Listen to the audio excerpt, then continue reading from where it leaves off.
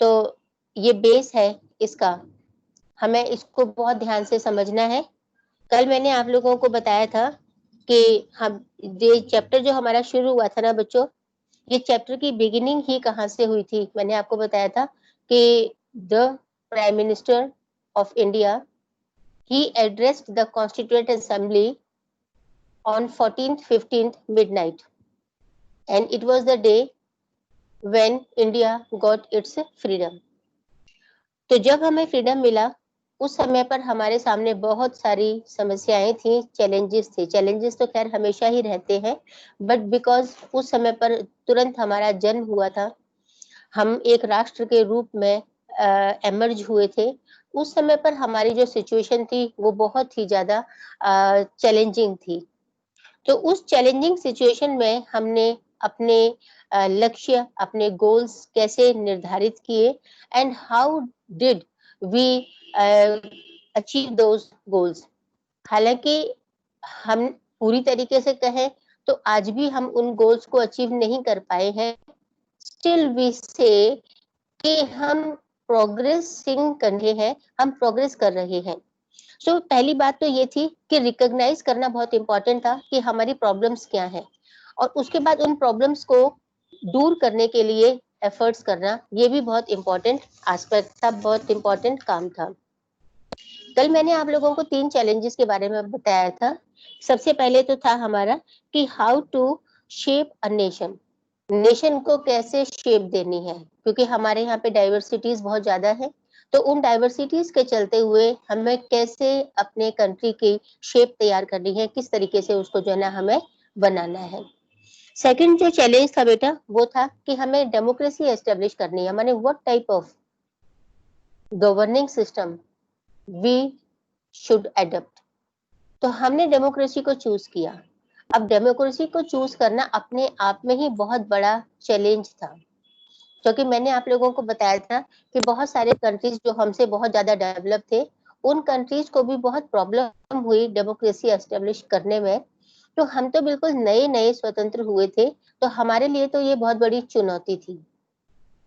तीसरा आपको मैंने बताया था कि हमारे यहाँ पर जो है सोसाइटी में डिस्ट्रीब्यूशन था, सोसाइटी हमारी बटी हुई थी, और उस सोसाइटी में बहुत सारे ऐसे लोग थे जो डिसएडवांटेज थे, और वो ऐसे भी लोग थे जिस उसमें कि जो पुअर, बहुत पुअर कैटेगरी में थे।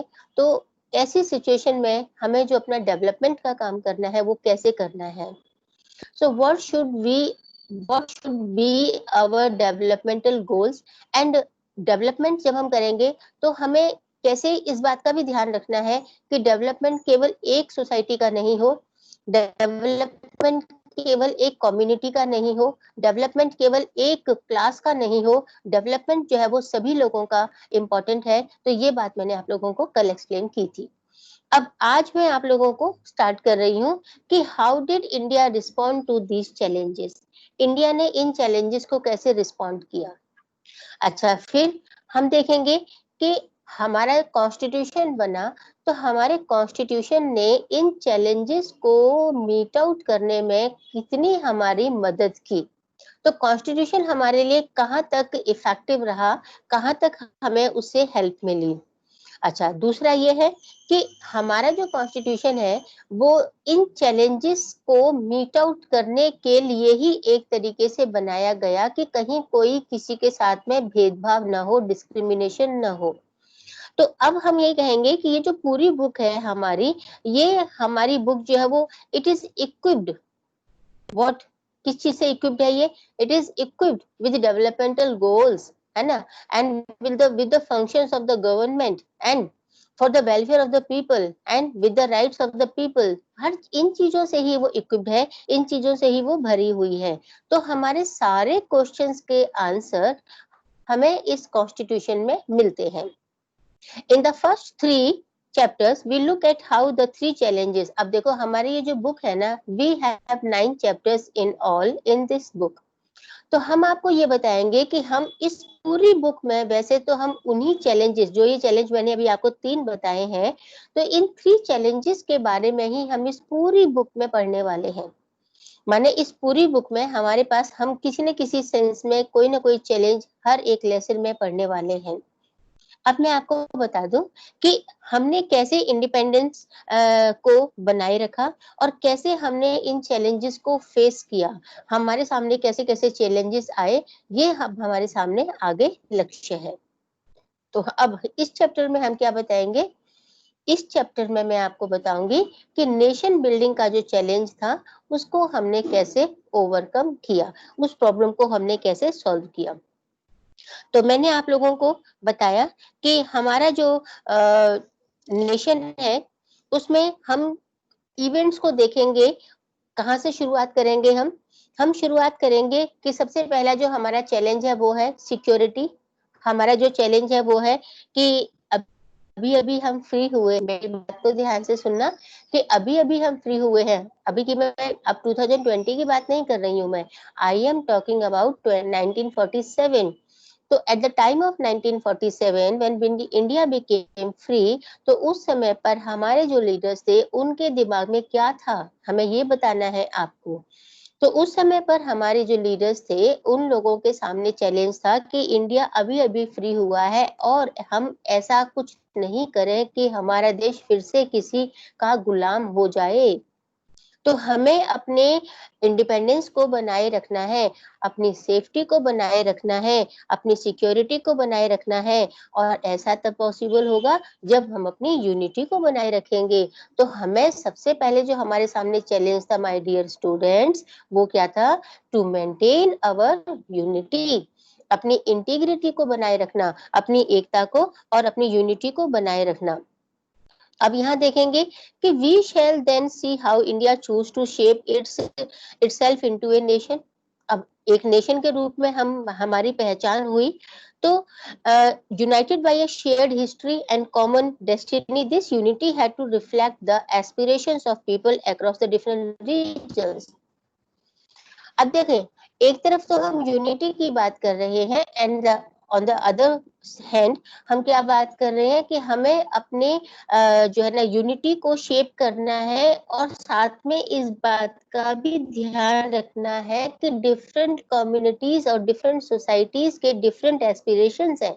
इसका मतलब ये है कि while taking measures to integrate the country, we have to see that जो डेवलप क्लासेस हैं या जो रिच क्लासेस हैं या जो डिफरेंट सोसाइटीज हैं, डिफरेंट कम्युनिटीज हैं, सभी के एस्पिरेशंस को हमें ध्यान में रखें ताकि कोई भी जो है ना कोई किसी तरीके का क्वेश्चन रेज न कर सके।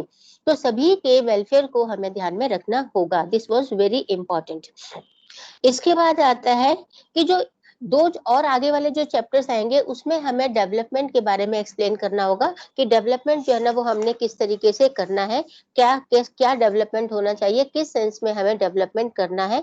तो आने वाले जो चैप्टर्स है उसमें हम जो है ना प्लानिंग के बारे में पढ़ेंगे कि जो 5 ईयर प्लान थे वो कैसे इम्प्लीमेंट किए गए थे, एटसेट्रा एटसेट्रा। ठीक है। तो अब जो है हम बात करेंगे partition, displacement and rehabilitation. India got its independence on 15th of August 1947 and एक बहुत बड़ी कीमत इंडिया ने चुकाई थी, उसका पार्टीशन हो गया था। और इस पार्टीशन में बॉर्डर, कंट्रीज के बॉर्डर डिवाइड हो गए थे, बॉर्डर्स खिंच गए थे, बन गए थे। हर कंट्री की अपनी बॉर्डर लाइन बन गई थी, इंडिया की भी और पाकिस्तान की भी। अब एक बॉर्डर के अक्रॉस एक दूसरा नेशन है और दूसरे बॉर्डर के इस तरफ एक और नेशन है। टू नेशन थ्योरी का नतीजा था ये। And according to the two nation theory it was said that India was comprised of two communities, two nation theory से कहा जाता है। मीन्स कि इंडिया में दो कौम के लोग रहते हैं, एक हिंदू और एक मुस्लिम। So India must be divided into two countries, into two parts, और जहां मुस्लिम्स रहेंगे वो पाकिस्तान और जहां हिंदूज रहेंगे वो इंडिया, हिंदुस्तान।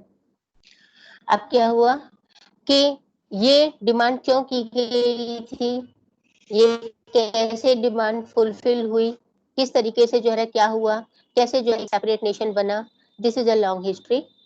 और इसके बारे में भी डिटेल में हम हिस्ट्री में पढ़ने वाले हैं।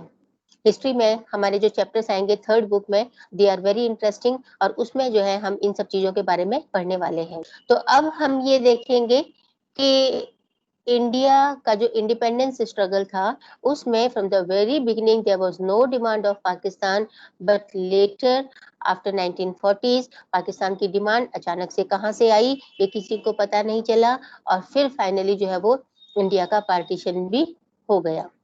चलिए, प्रोसेस ऑफ पार्टीशन। अब जब पार्टीशन हो गया तो उसका प्रोसेस कैसे चला।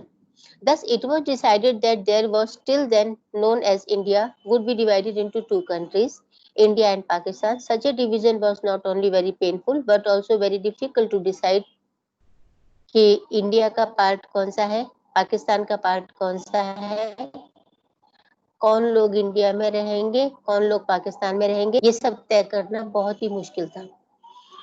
It was decided to follow the principle of religious majorities.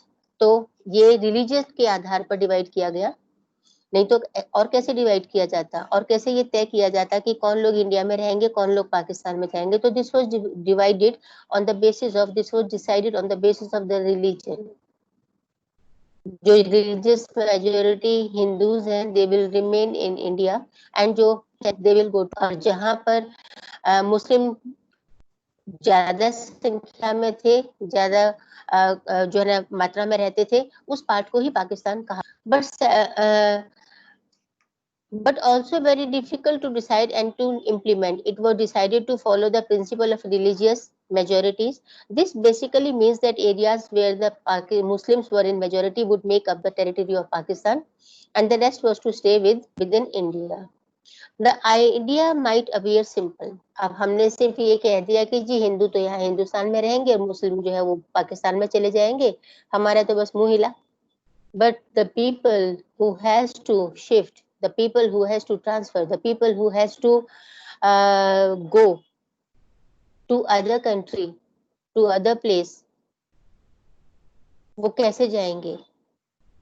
जो लोग सदियों से, जो लोग सालों से एक ही नेशन में रह रहे हैं, एक जगह पे रह रहे हैं, एक पर्टिकुलर प्लेस पे रह रहे हैं, and all of a sudden अगर उनको ये कहा जाए कि आपको यहाँ से अपना बोरी बिस्तर लेकर के जाना है, वो बोरी बिस्तर भी नहीं ले जा सकते, वो सारा सामान भी नहीं ले जा सकते, उनको सब कुछ छोड़ के जाना है, अपने खेत खलियान घर, अपने गाय भैंस सब कुछ छोड़ के जाना है उनको, अपनी जरूरत की चीजें सब कुछ छोड़ के जाना है। वो नहीं कैरी कर सकते इतना सारा सामान एक साथ, और इतने उस समय पर इतने साधन भी नहीं थे, तो वो क्या कैरी करेंगे। अगर खड़े खड़े किसी को ये कहा जाए कि आपको यहाँ से जो है ना पाकिस्तान जाना है, या आपको यहाँ से किसी दूसरे देश में जाना है, या किसी और जगह पर जाना है, चाहे इंडिया में ही जाना हो, तो वो क्या सामान उठा के लेके जाएगा अपने साथ, वो क्या क्या देखेगा, क्या सोचेगा, क्या उसकी फीलिंग्स होंगी, क्या उसकी सफरिंग्स होंगी, क्या उसके मन में चलेगा, ये डिसाइड करना ये बहुत ही बहुत ही बहुत ही पेनफुल था।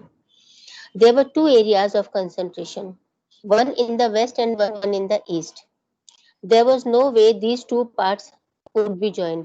अब देखो कि ईस्ट और वेस्ट में कोई ऐसा पार्ट नहीं था, कोई ऐसा जरिया ही नहीं था, कोई ऐसा आपको जो है ना कुछ जो कहते हैं ना कि कोई थोड़ी बहुत भी जो है ना आशा की किरण नजर नहीं आ रही थी कि वो यूनाइट हो जाए।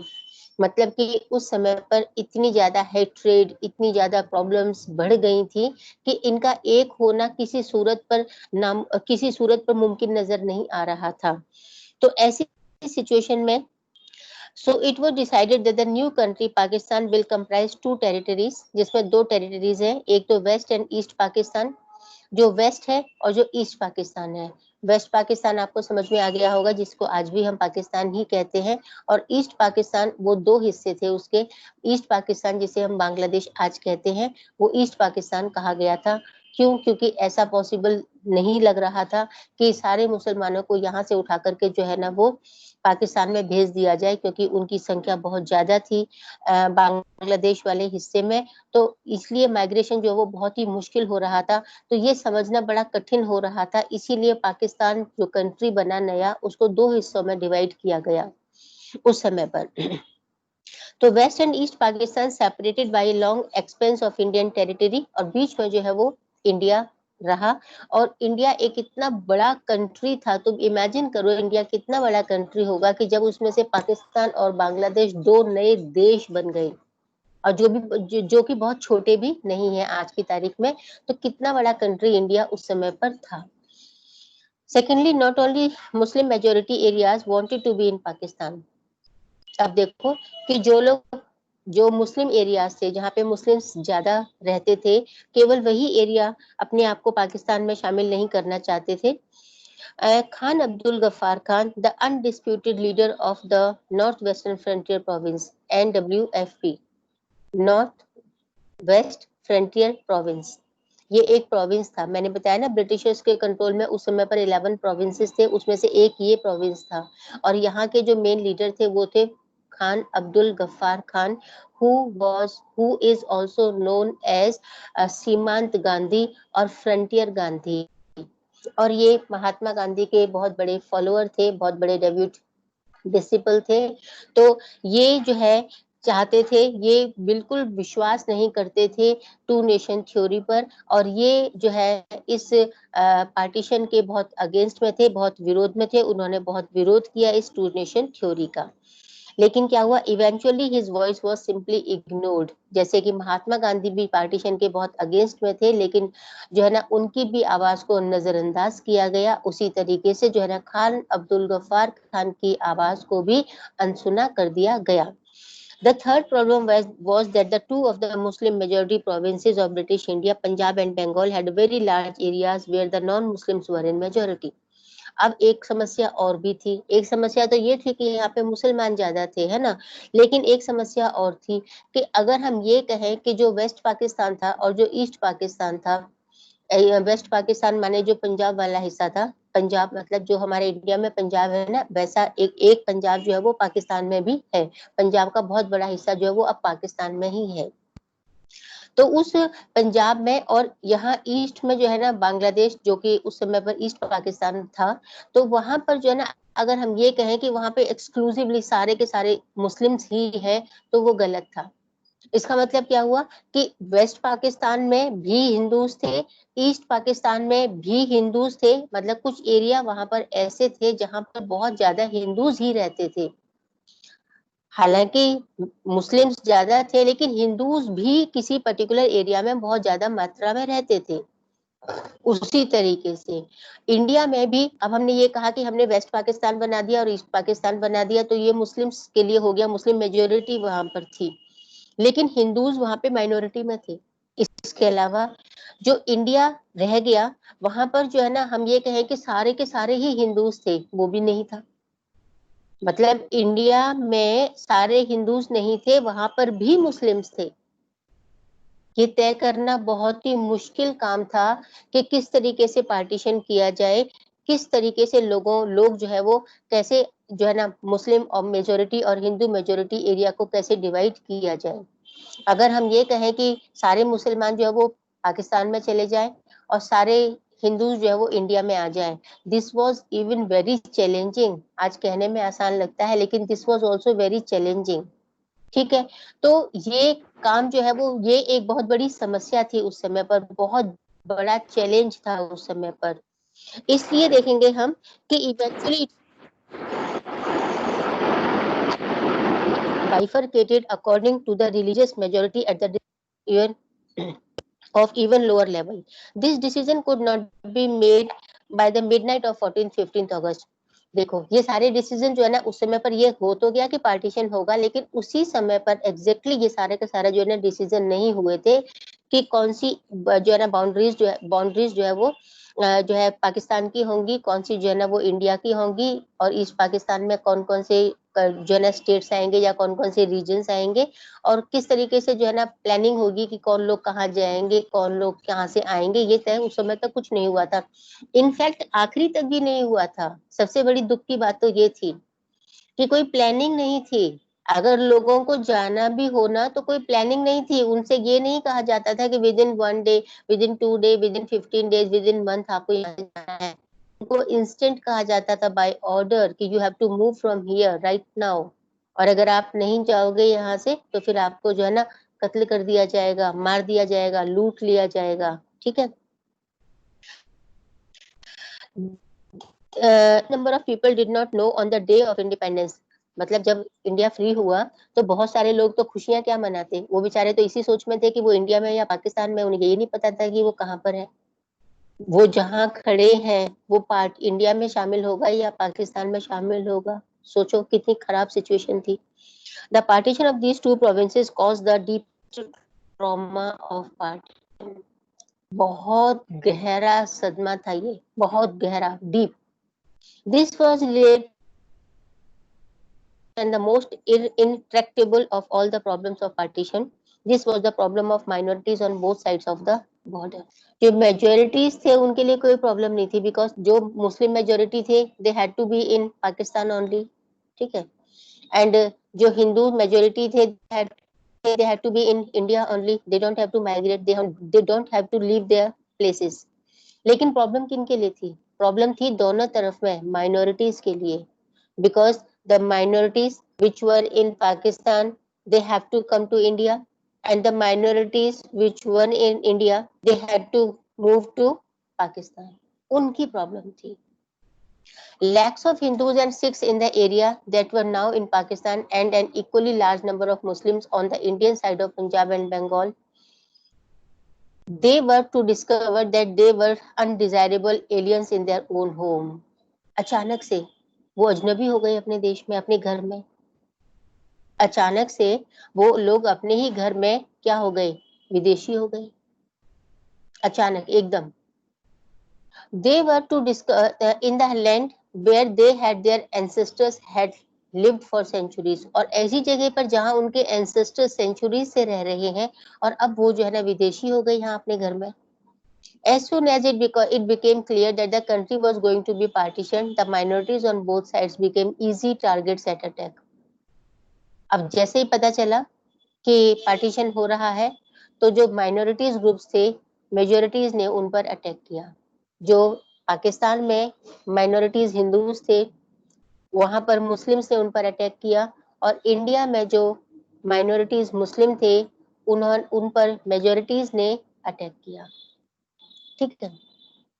No one had quite anticipated the scale of this problem. No one had any plans for this. किसी के बारे में किसी को कुछ नहीं पता था.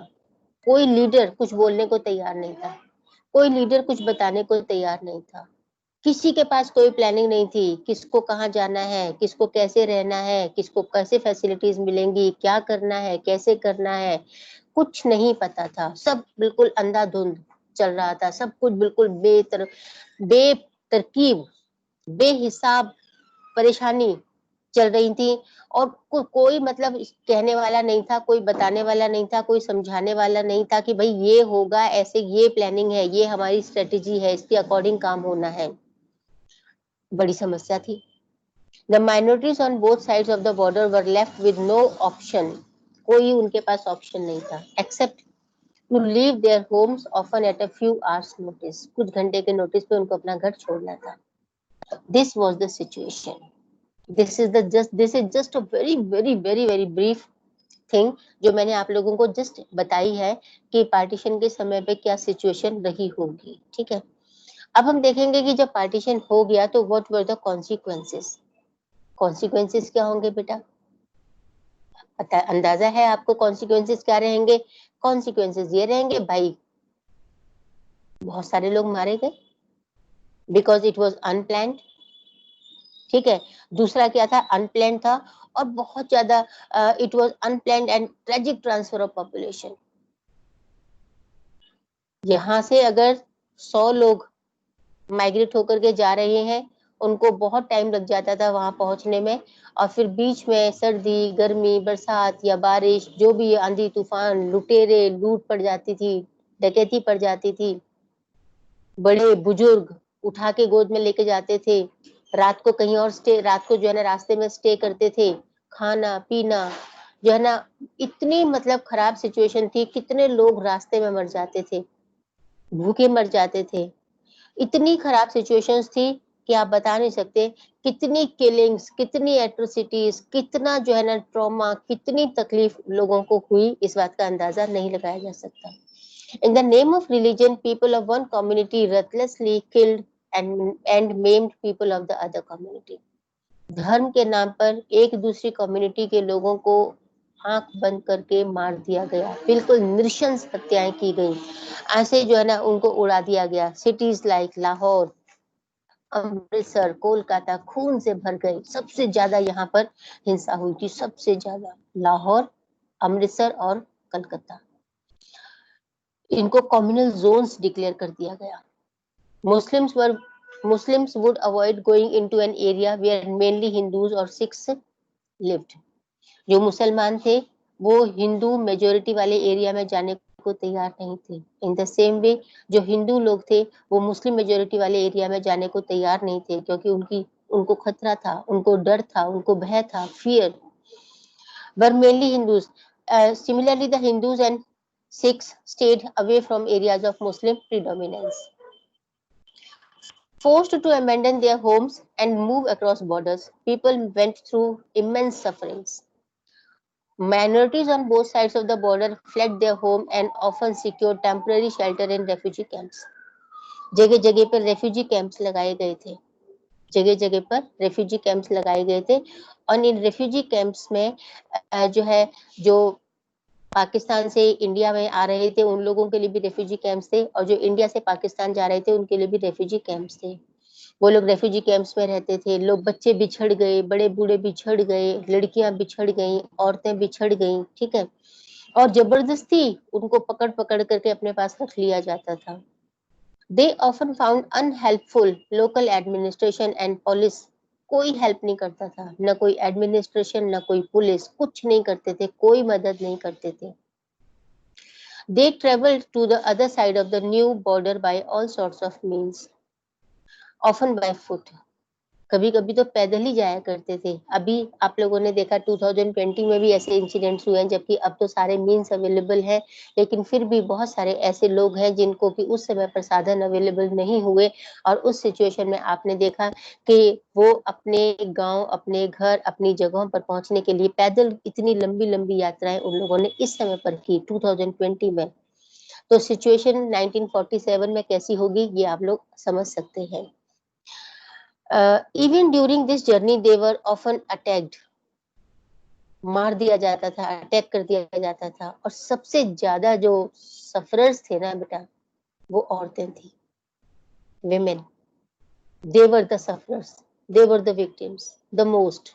आपको पता है हिंदूज, मुस्लिम्स मेजोरिटी अपनी अपना बदला लेने के लिए या अपने जो है अपने ईगो को सेटिस्फाई करने के लिए औरतों को जबरदस्ती पकड़ लिया करते थे।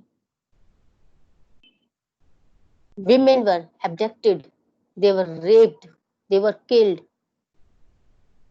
इतनी खराब सिचुएशन थी कि आप लोग देखेंगे कि आने वाले स्वतंत्र होने के बाद में 47 के बाद में, और लगभग जो है वो 5-6 साल तक तो ऑफिशियली, और अनऑफिशियली तो पता नहीं कब तक, औरतों को ढूंढा जाता था, औरतों को ढूंढा जाता था, औरतों को पता किया जाता था। हिंदू औरतें मुसलमानों के घरों में, मुस्लिम औरतें हिंदुओं के घरों में जबरदस्ती पकड़ के अपने घर में रख लिया जाता था उनको, और फिर इस तरीके से जो है ना उनका रिलीजन भी चेंज होता था, अपने परिवार से बिछड़ जाती थी, और जब वो अपने परिवार से बिछड़ जाती थी तो किसी और परिवार में, किसी दूसरे रिलीजन, दूसरे धर्म के परिवार में जो है ना जबरदस्ती उनके साथ में उनको रहना पड़ता था। और सबसे ज्यादा खतरनाक बात क्या थी कि जब साल, 2 साल, 3 साल अगर मान लीजिए किसी फैमिली में वो रहने लग गए, और जब किसी तरीके से अपने मन को समझा लिया, फिर बाद में जांच पड़ताल होती थी, पहचान होती थी, और फिर औरतों को जो ना ढूंढ ढूंढ के निकाला जाता था कि ये हिंदू औरत है, इसकी ये पहचान है, इसको यहाँ से निकाला जाए। इस तरीके से आप समझ नहीं सकते हैं कि कितनी मतलब जो एक मानसिक पीड़ा से औरतें गुजरती थी। इतना मतलब खराब हालत था। और एक जो है ना, एक अभी हिस्ट्री में आप लोग पढ़ेंगे, एक भी तो ऐसा भी इंसिडेंट था कि जहाँ पर औरतें जो है वो अपने आप को मार दिया करती थी, माने कि वो क्या कहते हैं, ऑनर किलिंग जिसे कहा जाता है, कि वो यहाँ पे ऑनर किलिंग या तो घर वाले ही मार दिया करते थे, और या खुद ही जो है वो मर जाती थी कि किसी दूसरे के हाथ लगेंगी, इससे तो अच्छा वो अपनी जान खुद ही ले लें। बहुत ज्यादा खराब सिचुएशन थी। तो those who did manage to cross the border found that they had no home. और जो किसी तरीके से बॉर्डर क्रॉस कर गए, उनको पता, वो वहां पहुंचने के बाद लगा कि यहाँ तो कोई घर ही नहीं है। For lakhs of these refugees the country's freedom meant life in a refugee camp। ऐसी सिचुएशन में कि जब कुछ लोग स्वतंत्रता आजादी की खुशी मना रहे हैं, वहां कुछ लोग जो है वो इस तरीके की तकलीफ से गुजर रहे हैं, तो उनके लिए आजादी का मतलब क्या था कि घर से बिछड़ जाना, घर से अलग हो जाना और रेफ्यूजी कैंप में जाके रहने लगना। राइटर्स, पोएट्स, फिल्म मेकर्स, कितनी फिल्में बनी हैं, कितनी फिल्में बनी हैं इस पार्टीशन के अगेंस्ट में, इस पार्टीशन की दर्दनाक सिचुएशन को बयान करती हैं। पोएम्स लिखी गई, स्टोरीज लिखी गई, जो है ना, और इस जो है ना, दिलों का जो बंटवारा हुआ, दिलों में के जो टुकड़े किए गए, इस सब के बारे में बहुत ज्यादा, बहुत ज्यादा, बहुत सारे लोगों ने लिखा है। अगर आप लोग पढ़ें, अगर आप लोग देखना चाहें तो देख सकते हैं। अभी रिसेंटली एक मूवी पिंजर जो है वो इसी पार्टीशन पर बेस्ड है। आप लोग अगर टाइम निकालो तो देखना उसको। PINJAR पिंजर, ये मनोज वाजपेयी की पिक्चर है और उर्मिला मारतोंडकर की पिक्चर है। आप लोग उसको देखना, थोड़ा सा आपको एहसास होगा कि किस तरह की सफरिंग्स जो है वो उस समय पर हुआ करती थी। The partition was not merely a division of properties, liabilities, assets। सामानों का बंटवारा, एसेट्स का बंटवारा, जमीन जायदाद का बंटवारा, ठीक है, और ये पॉलिटिकल डिवीजन। आप देखेंगे कि छोटी-छोटी चीजें, जैसे भाई-भाई का बंटवारा होता है ना, घर का एक बंटवारा होना, बीच में दीवार खड़ी कर देना, ग्लास, बर्तन, कटोरियां बांट लेना, पंखे बांट लिए, टाइपराइटर बांट लिए, चेयर्स बांट ली, ठीक है। ये सब कुछ हुआ इन एक्चुअली हुआ, ये ओरिजिनली हुआ ये, ठीक है। ये पार्टीशन के नाम पर ये सब काम भी हुए। लोग जो काम कर रहे थे, गवर्नमेंट ऑफिसेज में काम कर रहे थे, लोग जो कैसे भी किसी भी फील्ड में काम कर रहे थे, सबको पूरी तरीके से जो है ना बांट लिया गया। The employees of the government and the railways were also divided. Above all, it was a violent separation। और ये सेपरेशन कैसा था? वायलेंट, फोर्सफुल था ये, अपनी मर्जी से नहीं था, forceful. Of communities who had hitherto lived together as neighbors। मतलब कि कल तक सब जो नेबर्स की तरह बहुत अच्छे तरीके से जो है ना एक दूसरे के त्योहारों में, खुशियों में, दुख में शामिल थे, आज वो अचानक से दुश्मन हो गए एक दूसरे के। It is estimated that the partition forced about 80 lakh people to migrate across the new border। 80 lakh people। Between 5 to 10 lakh people, इसमें से 5 से 10 लाख लोग मारे गए, ये ऑफिशियल है। 5 से 10 लाख, डिफरेंस कितना है देखो, 5 से 10 lakh were killed in partition related to violence। ये सिचुएशन बहुत ही भयावह थी, बहुत ही खतरनाक थी।